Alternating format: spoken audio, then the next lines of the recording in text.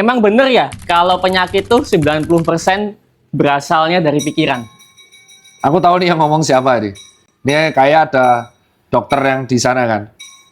Penyakit itu banyak. Ada yang terkait metabolisme dan genetik. Ada yang terkait infeksi, mikroorganisme. Ada yang terkait idiopatik kayak cancer. Jadi aku nggak setuju kalau dibilang bahwa 90% penyakit dari pikiran.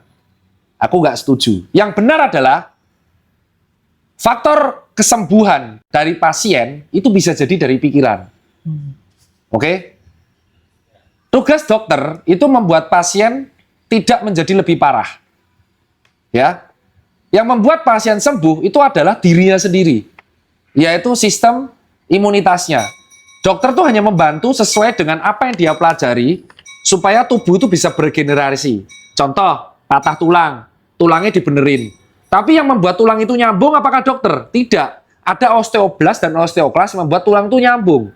Ya, jantung. Apakah jantung ada gangguan? Terus dokter jantung langsung benerin? Tidak.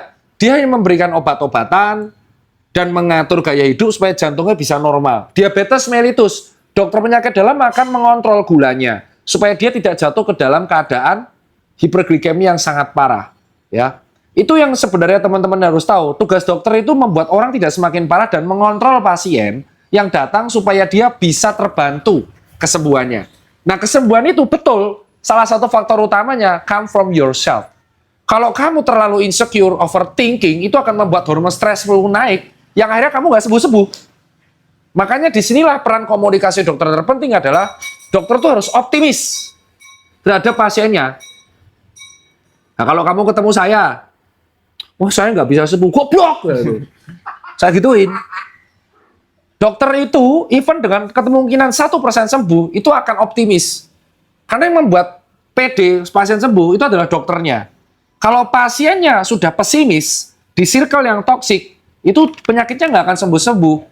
Gitu loh. Makanya saya kurang setuju kalau dibilang 90% penyakit adalah dari pikiran. Penyakit itu bisa datang dari mana saja. Tetapi salah satu faktor penting yang membuat pasien sembuh adalah pikiran pasien itu sendiri.